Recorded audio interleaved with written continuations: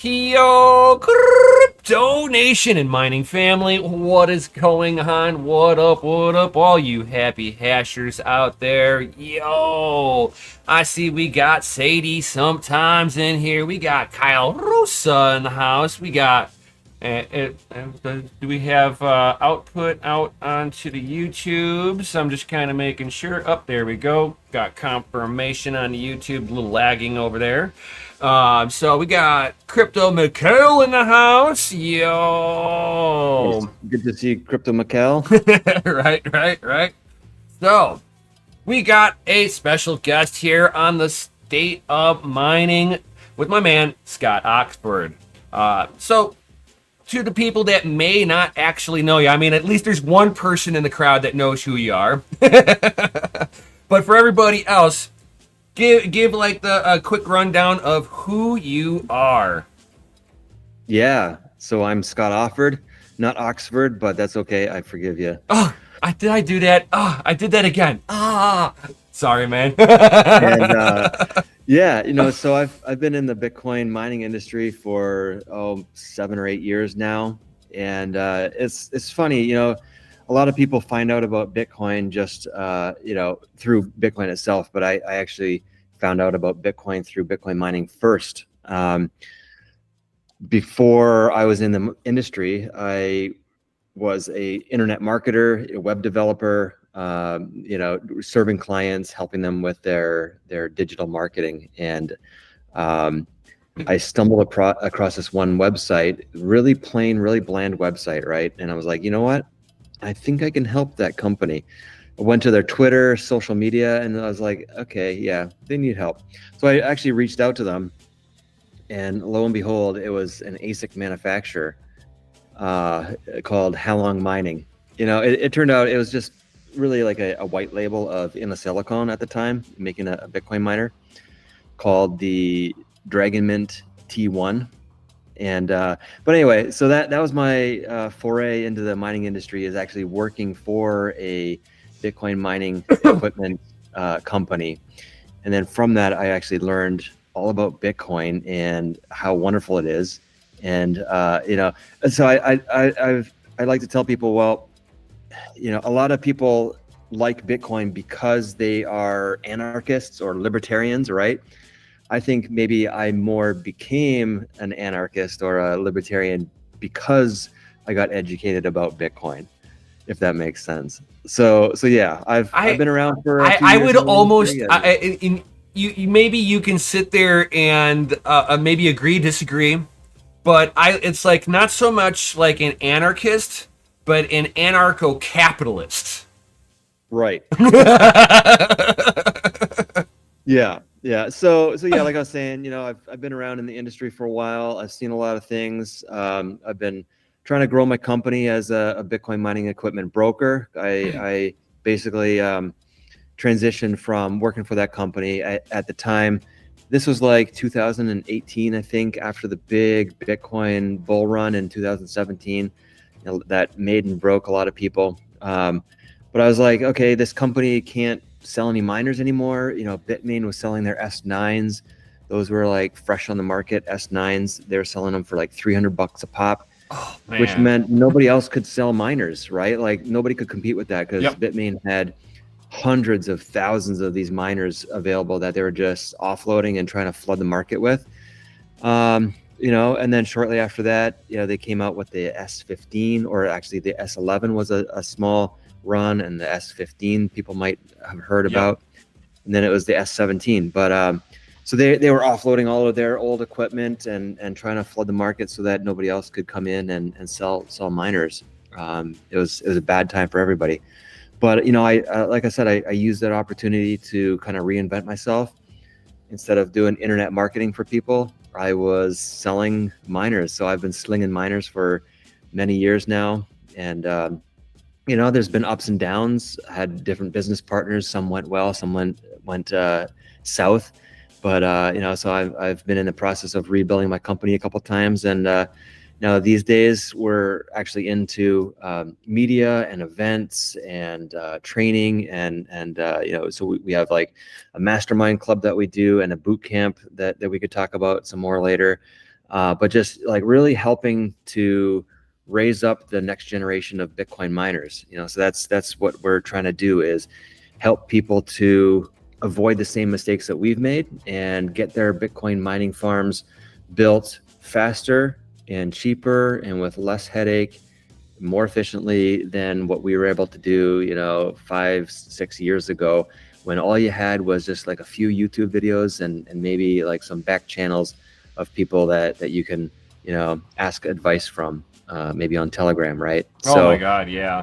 the industry has come a long way, and my company has grown a lot with it. And yeah, I'm just happy to be here with you, Brian, and love to talk about Bitcoin and mining and maybe some hot rods too here. Right, right, right. So, I mean, it's like for a person that's been into the industry as long as you have, and seeing that, you've seen the ins and outs with facilities coming up, making and breaking it. And it's like, and I'm not sitting here and saying that everybody should be striving to have their own facility, because again, that's like it's me and it's very capital intensive to get anything like that rocking and rolling. Yeah. But for like the average consumer, that might be looking at going, what, the electric company raised my rates. I'm now 15 cents a kilowatt hour, which is kind of the national average now across the U.S. If you can get down to 12 cents per kilowatt hour, you're doing okay, but that's still not the most competitive. For people looking at like hosting facilities, I mean, like, do you have like experience with dealing directly with these hosting facilities? Right. And what are some of the things that a person that would be looking at a service like that should be watching out for, like as a red flag?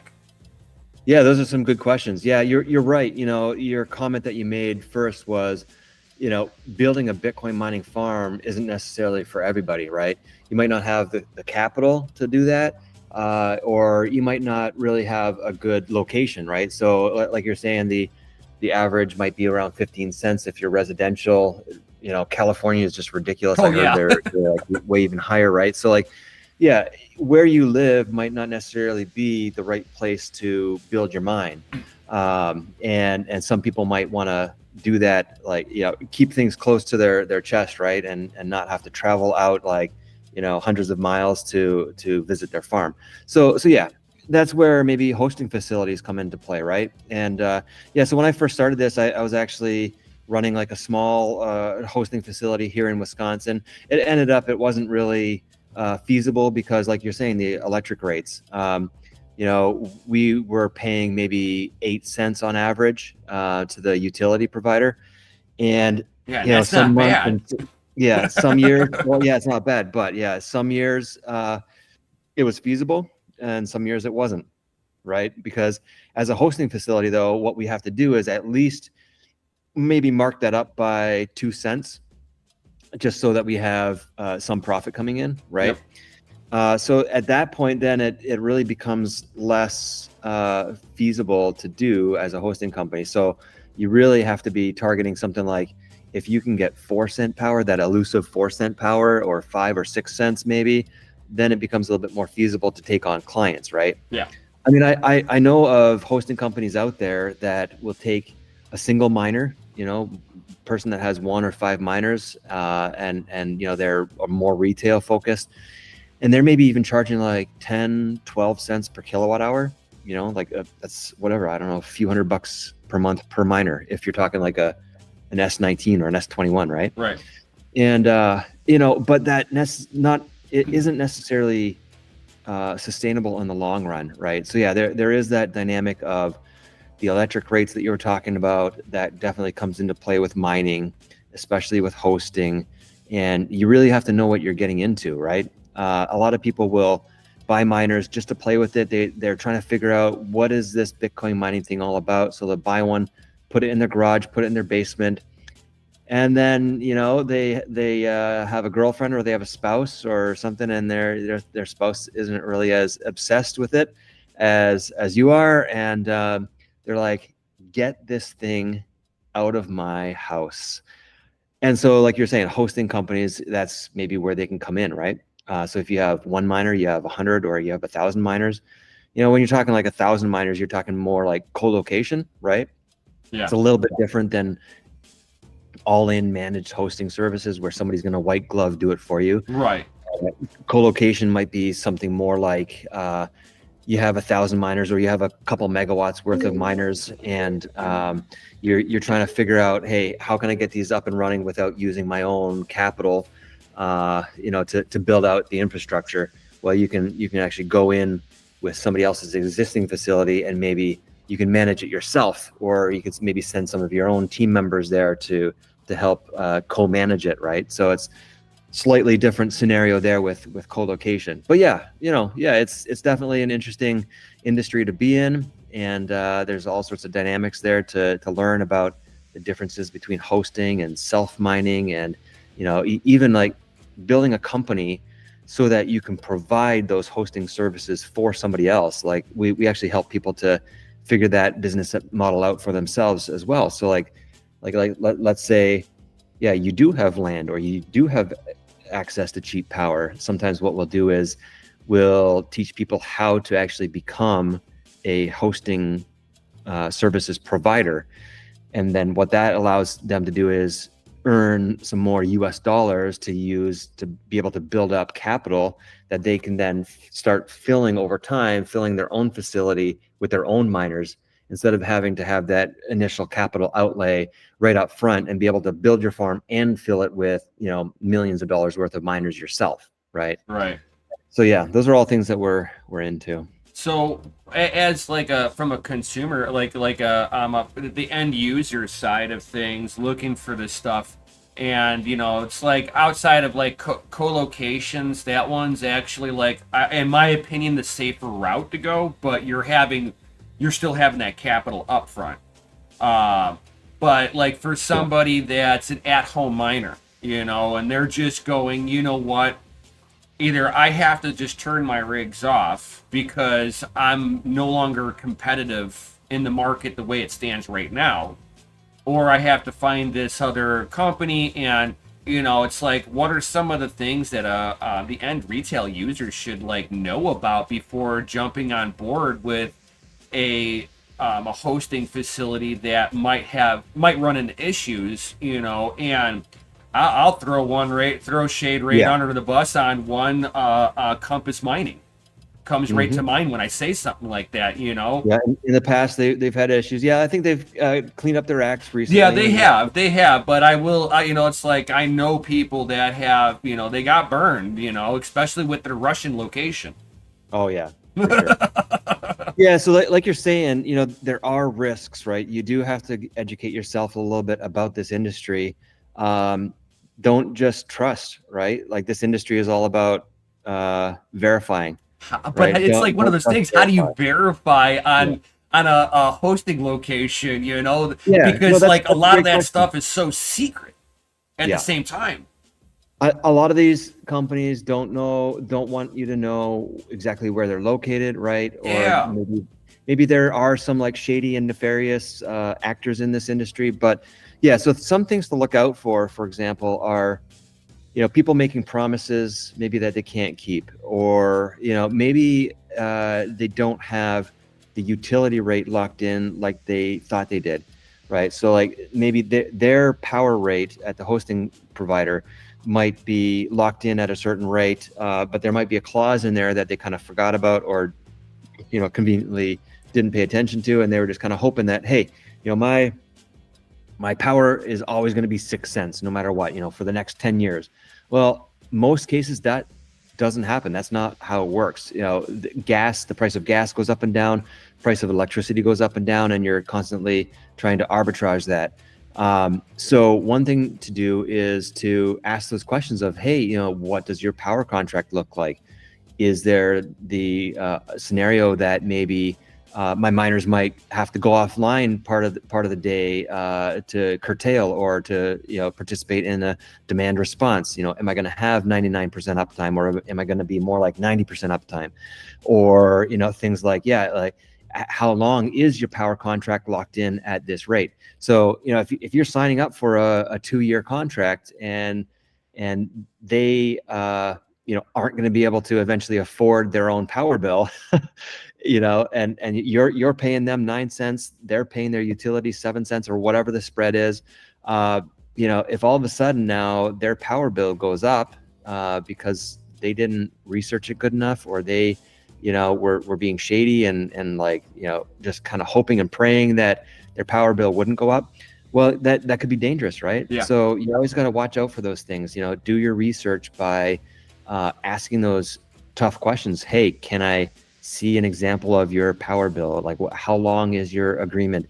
Do you lease your building, or do you own the property that the mine is located on, right? So I've seen one circumstance where, Bitcoin was going crazy.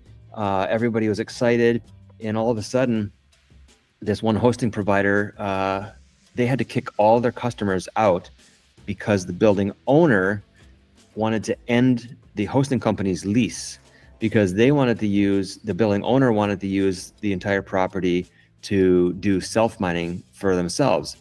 So that was a really sticky situation where all of a sudden Bitcoin is booming. Everybody has all their miners up and running in this facility, and they're finally making money, right? That's one chance to finally make your ROI back, right? Maybe break even on the expense of your machines, and then all of a sudden they gotta shut the miners down and ship them back to you because the person that's running the hosting facility didn't own the building or didn't have a solid enough lease on the property to last throughout the years. So there's all sorts of like potential gotchas like that, to watch out for. And I mean, I came into a pitfall. It's the reason why my facility I shut mine down, is that I had a good solid lease. The lease agreement wasn't the problem.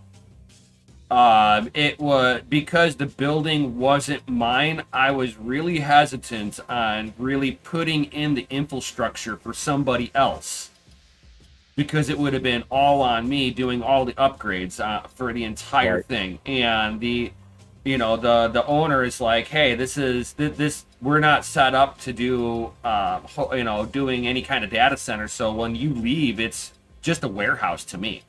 Right. I have no interest in it being a data center when you leave.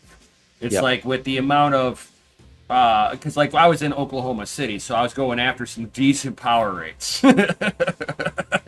And there's some like opportunity zones down there. Right? Oh my God, yeah, and I was in one of them. And if I was able to build out, I was gonna be able to lock myself in at right around 3.2 cents per kilowatt hour. Not bad. Yeah. For what kind of uptime? I think I had to have like I think it was like a 10% curtailment. So I'd have 90% uptime. Right. But you had to build out to a certain scale, right? Or yes, I had to be, as soon as I lock that contract in, I have to fully kit the whole building out and be ready to go. So that would have been like, give or take. People, this is real numbers out there. I mean, you're looking at, said and done, just south of $1 million with all the contractors coming in to redo all the electric, updating for a mini substation sitting outside of the building. I mean, people do not realize that you're $1 million in a blink of an eye, and you're just getting started. And you don't even have your miners yet. Yeah. Let's just get the infrastructure for that $1 million. Just in this example, like from your experience, how many megawatts might that get you? Like, so you're talking about 1.5. Yeah, 1.5 megawatts, retrofitting an existing warehouse, bringing in more power, building out those transformers, and maybe like even like a mini substation on the property, right? Yep. And like putting the racks, the power distribution, the switch gear, networking, right? Yeah, like you're looking at like. Yeah, because Mikkel was my business partner too. He's like 80% was what they wanted with a 10% demand, so the margin for error was like too thin.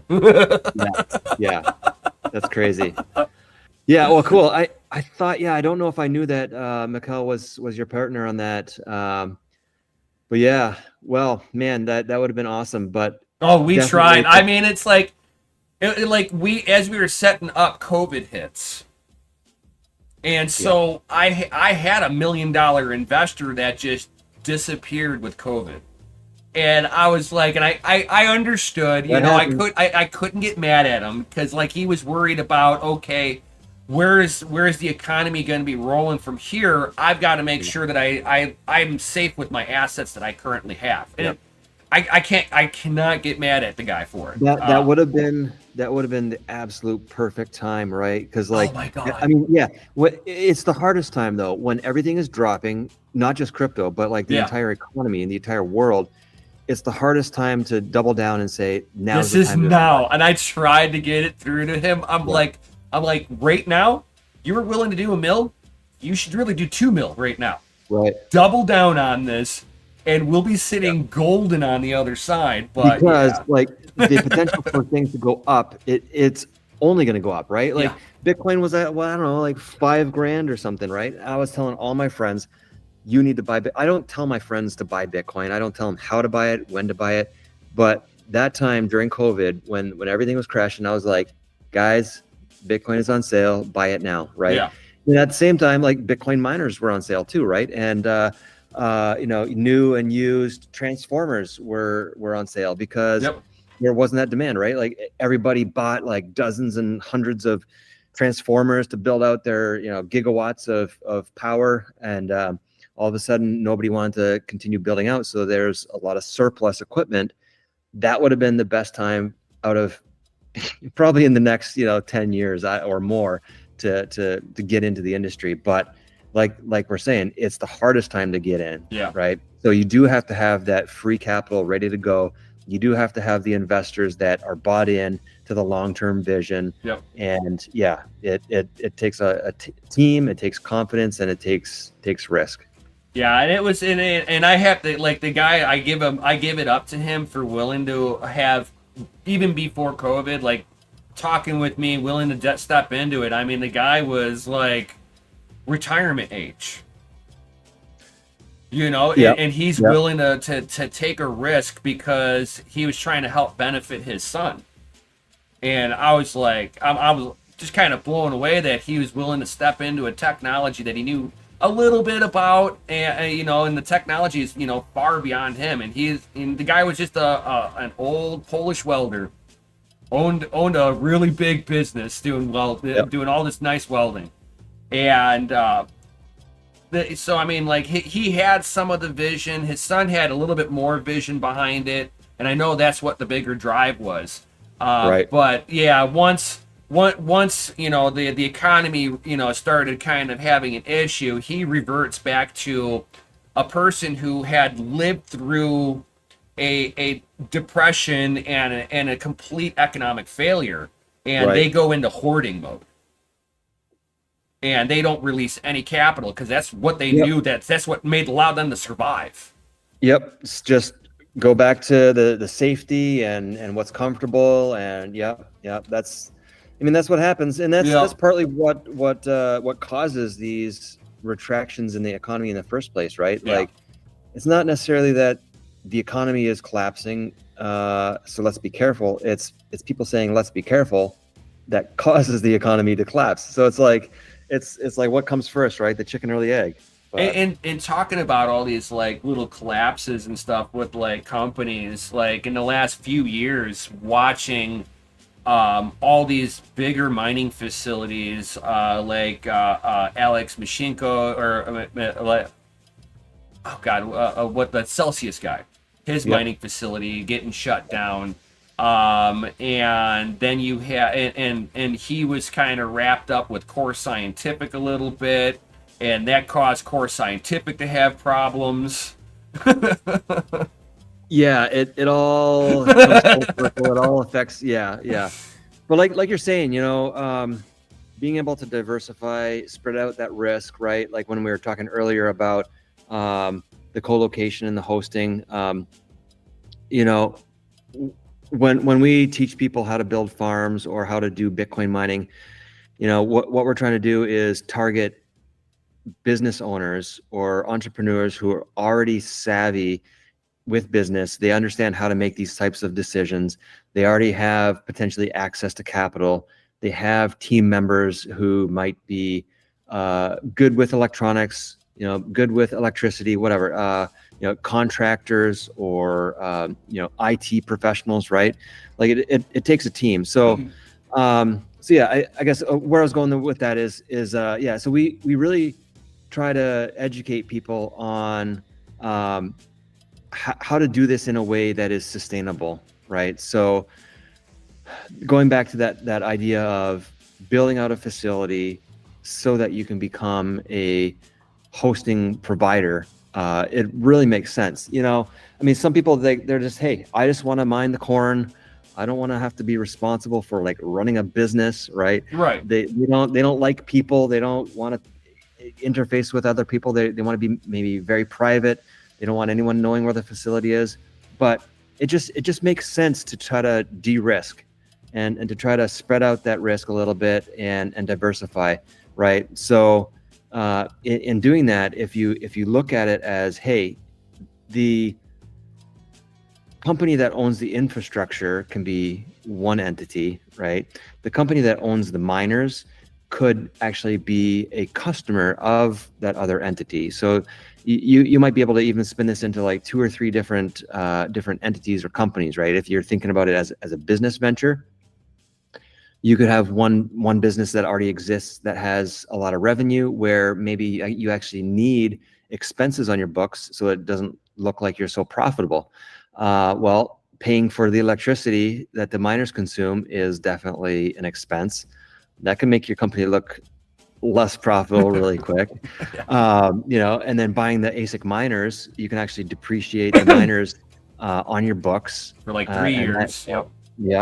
Yep. And so that's like another expense that you can make an existing business look like it's not doing, as profitable. So like it just makes sense to like run these things as businesses and try to find ways to de-risk it. And going back to that the different entities, so one instance where I saw, like, I was involved in Wisconsin here. What they did is, there was a building owner, there was another entity that rented the building from the building owner, and then there was a sales entity that all they did was land the deals to get the hosting customers in.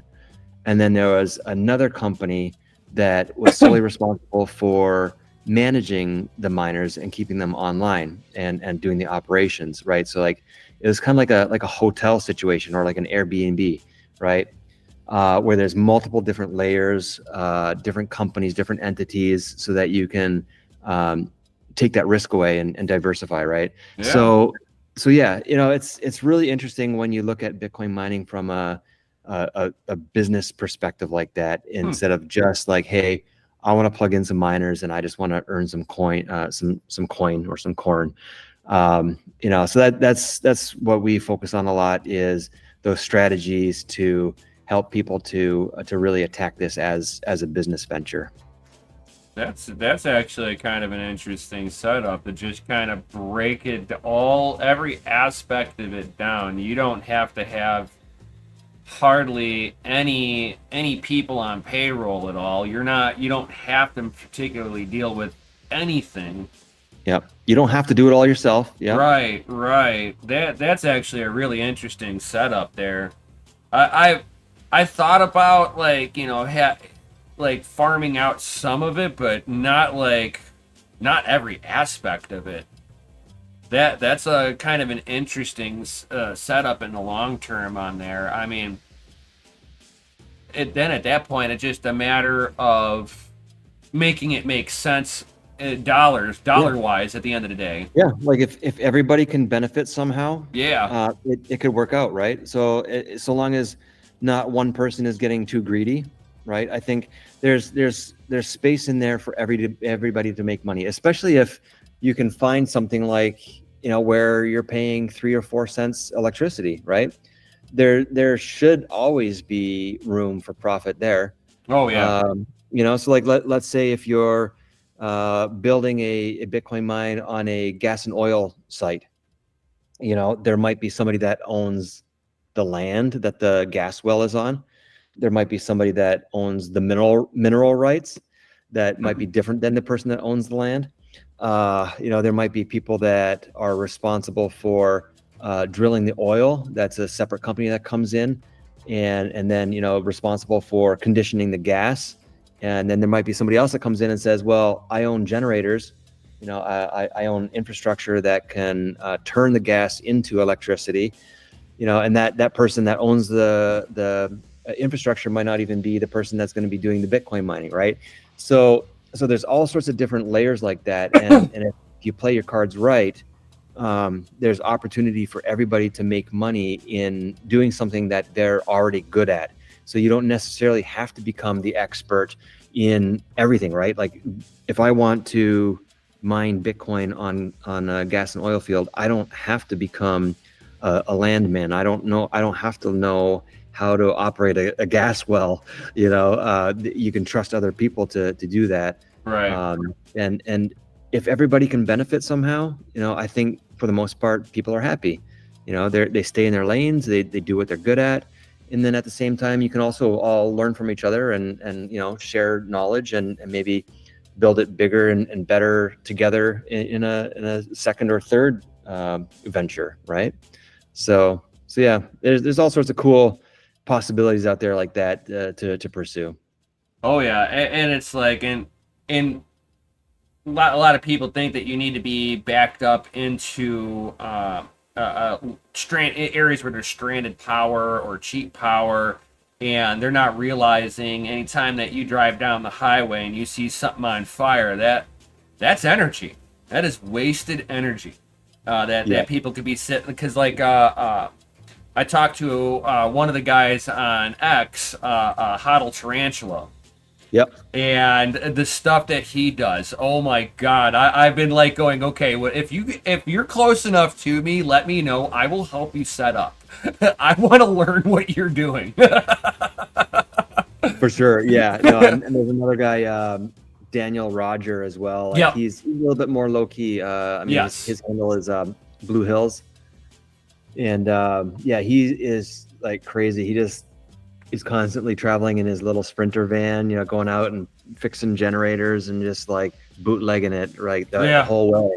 And then that's another whole business model in itself is just like finding these stranded energy sources. Yep. Yep. And then I've heard of it before, and then after talking with Peter, it kind of like made me do a little more research. But those bioreactors, right, where you're basically just taking something that's gonna be produced that'll off gas something that you can burn, or you can pelletize it to be able to off gas it and burn. Yeah, so these creative energy sources, that's really what I'm most interested in, because what I'm finding is that the big players out there, they're trying to get like a gigawatt, 2 gigawatts, 10 gigawatts up and running, and they don't necessarily want to mess around with these small little pockets of stranded energy, right? Right. It doesn't make sense to them. So that's where maybe the little guys can come in and really benefit, is because the little guy, they don't mind getting a small generator and trying to get like 50 miners up and running on a small little gas well in the middle of nowhere somewhere, right? So yeah, like things like that. Other things that we've been looking into recently are tire incineration. Well, it's actually, in this case, it's not incineration, it's like more digesting, right? So they take tires, they heat it up to a certain degree. It's not like burning it, but it's melting it, and they add in a certain catalyst and bring it up to a certain temperature, and they're actually, it's like a big stomach that's digesting these tires and turning it into other byproducts. One of the byproducts is obviously rubber. Another one is diesel. You can use that diesel, to power different things on your property, or you can even sell it. And then the methane, that's what you can turn into electricity through a generator, right? So yeah, things like that. And then also you mentioned bio, but biogas, as far as there's a lot of pig shit and a lot of cow shit out there. Yep. You could turn that into electricity. Definitely. I'd love to be mining me some corn from pig shit. As soon as Peter like said something, I'm like, I've heard of it, but I've just never seen it, never thought of implementing it in the mining side of it. And I started looking into it, and I'm like, you know what? There's a lot of farmers out there that they spray their fields to make sure there's beneficial grasses for their cattle to eat. That's going to be the most nutrition. Unfortunately, this also renders their manure unusable to any farmer out there that is not utilizing synthetic fertilizers to re-nutrient and have plants that can handle poisoned ground. So basically, they can use that manure that has broadleaf pesticides on there onto feed corn. Why? Because feed corn is GMO, so they can't serve GMO products to humans. Right. So it's not they can't take that manure and put it into their sweet corn field because it'll kill off the entire field. Wow. So now you got an issue with a lot of cattle farmers that have cattle that stand in one spot for long periods of time. What do they do with all that manure that the farming industry cannot use? Right. Let's plug those Bitcoin miners right into the butthole of that cow and freaking just right. And that's kind of what I started looking down the rabbit hole on there, and I'm like, pelletized cow shit. I was like, hell no. I'm going to present my screen. I want to show you something here. I think you might get a laugh out of this. Do you see this? Yeah. It'll take 4 cows to power 1 Bitmain ant miner. That's 19 or 5 cows. So I made this calculator. I call it the calculator. That is hilarious. Hey, if I have 1,000 pigs, what can I do? So it says 8 units of ant miner S19 95T can be powered by 1,000 pigs, right? And then you can say well, what would that gas be worth if I was just to sell it on the market instead, right? Or whatever, versus mining Bitcoin with it. So yeah, I call this my calculator because I was obsessed. I was like, I wonder, how many cows would it take to power a Bitcoin miner? Right. Yeah, so I thought you'd get a kick out of that. Oh, that's hilarious. Because oh my god, yeah, because and these farmers are paying to get rid of this. Right. Imagine somebody walking up to them and being like, I'll pay for all of that, even though nobody else can use it. Yep. No, and same with the tire industry, right? Like right now, you have to pay to dispose of your tires, like a disposal fee. Yeah, it's like $3 in Illinois. Yeah, but imagine if people caught on to the fact that now these scrap yards can make money with these tires. If it caught on enough, people would start saying, hold on here, I'm not going to pay to get rid of my tire. You're going to pay me to take my used tires. Because if you're going to be able to mine Bitcoin and make a lot of money off of this, it could potentially turn the whole entire industry upside down. Well, that would solve something in another country if somebody were actually to tap into that. What is it? Is it Indonesia that has the largest tire graveyard? And it's on fire? And actually, Brazil, I was just talking to somebody yesterday, literally, about this. Because Brazil did not invest much at all in their railways, their rail infrastructure, they have to transport everything over over the mountains and everything through with vehicles, and so they have tons and tons of commercial vehicles transporting things all throughout the country. So they have a massive stockpile of tires all over the country because they don't have rail like we do. Right. So yeah, literally something like this could turn a country like that completely upside down and create revenue models like they've never experienced before, you know? Oh, no kidding. And again, a lot of people don't realize a lot of these island countries, like the majority of their power, I know it is for Costa Rica directly, that their electricity comes from a few big, giant diesel generators. So their cost of electricity is through the roof because they've got to import the diesel in. Yeah, and interestingly, so you might have heard of Daniel Batten. He's been doing a lot of research recently on, um, just dispelling the FUD, right, about Bitcoin mining and the environment.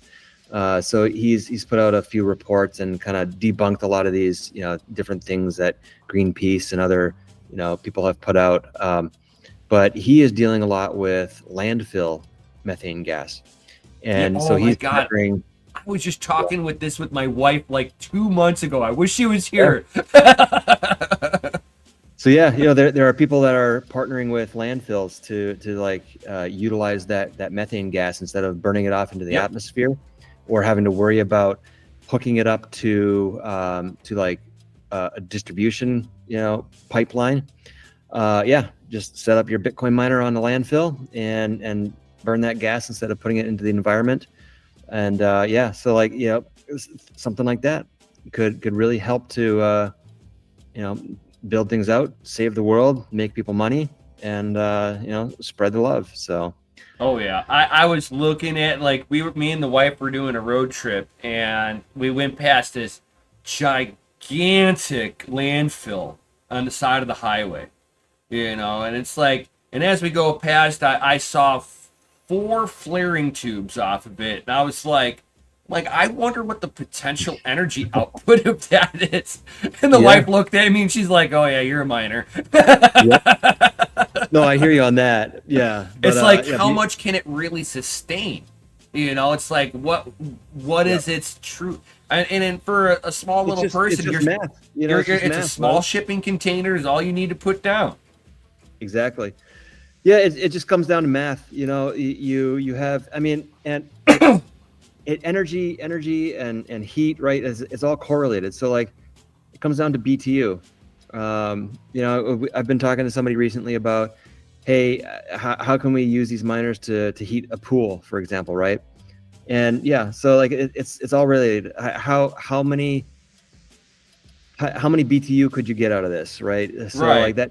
that's what some of the industry thinks about. If you're going to reuse the heat for other purposes, to like heat a pool or to heat a house or something like that, And it's it's funny when you all. dig into it, the math goes both directions unilaterally. Like Mhm. for every 1 watt, you're creating 3.42 BTUs of heat. If you have Something like that. 3.4 Yep, BTUs of heat, you can create 1 watt. exactly. Yep. People don't And realize that some they of them are correlate. more efficient than others, right? Like, so like, if depending on the quality of the gas, for example, like if you're trying to run a generator on gas, you're going to have some efficiency loss Right. to heat, because you can't turn it all into electricity, because some Correct. of the byproduct is going to be heat. Right. But yeah, I mean, it's just math, right? Yep. And now we're able to digitize this through using Bitcoin technology. So, but yeah, no, awesome. But hey, it was great talking with you today, and I Oh know we yeah. have to wrap it up shortly here. But yeah, and any last questions or comments for me? No, no, no. It's like, other than love to have you kind of be, it's like if you ever have time in the future, make you more of a regular up on here. Oh yeah, Yeah, and same thing with Peter, and Peter knows that I could pretty much grab Peter anytime I want. I've already got to reset up another one because he was talking about after the whole conference stuff oh yeah, and everything that you guys were setting up. And I guess that's like the last part. What is it that you and Pete, like Peter alluded that you guys are working on a project together? What do you guys got setting up? yeah. So that's exciting. Yeah, you mentioned Peter, and really that's been great getting to know him.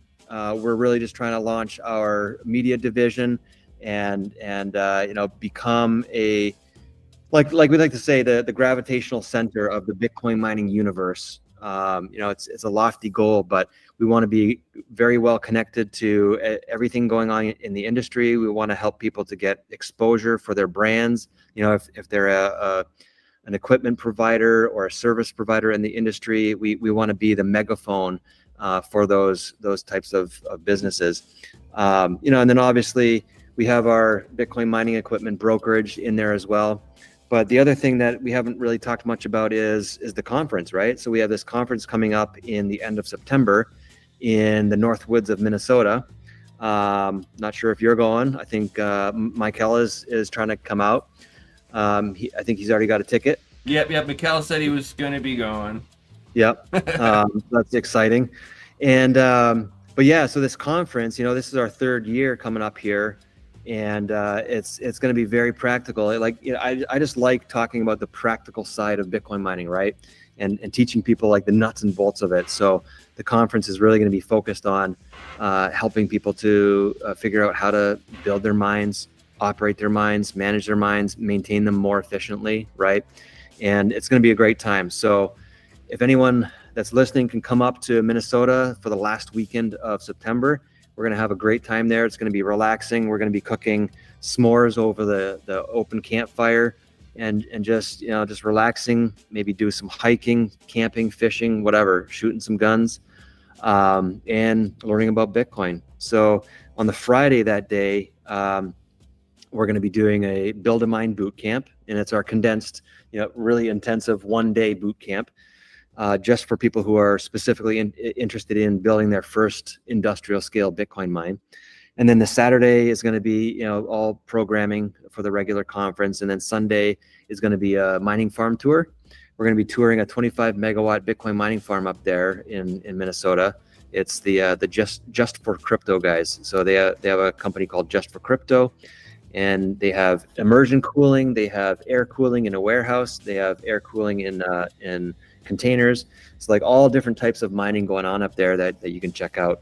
So we're really excited about that. Yeah, and you were talking about Peter. Peter's going to be there. He's going to be one of our keynote speakers. Nice. And he's really been helping this last few months on helping us to build out this conference and to make this venture successful. So, he is so passionate in this industry. I think that man has onboarded thousands and thousands of people into crypto. Oh yeah. Me included. It's like back whenever he was doing bite-sized crypto, right. And him and his buddy Chris were sitting there building off in this like little closet space in this industrial building, and they're sitting there melting the paint off the walls with GPUs and stuff, and he's sitting there. He's like, "Look here, I'm making a legal money printer." I'm like, "You got my full attention." I'm like, you had me at legal money printing. I'm like, I'm not going to get in trouble for doing this, and I don't have to have anybody's permission. And this was like, 2017, markets crashing, everybody's saying it's a scam, and here I am going, this is interesting. Yeah. No, so it's great being able to get to know Peter and work with him. Oh yeah. But yeah, so but anyway, yeah, so you can find us at bitcoinminingworld.com. And then on Twitter, I am Offord Scott, so just OFFORDSCOTT. Yeah, and if you'd like to chat with me, find me online, reach out, and we'd love to introduce you to some of our other communities that we're building on Telegram and whatnot, and take it from there. But Brian, it was great talking with you today. Oh yeah, and you have my information on Telegram. So yeah, if there's any groups you want to add me a part of, most certainly add me into that stuff too. Awesome. Well, it's great talking with you today. Thank you very much for taking time out of your busy day. All right. And for everybody else, thank you all for being here. If you guys got any questions whatsoever, certainly drop the questions down below, guys. And I will definitely answer anything that you guys got. Smash that Lizzie like button, subscribe, hit the bell notification, all that good stuff, guys. And with that being said, Peace out. Stay savage. And may your watts be low and your hash be high. I'll see you on the next one. Yo!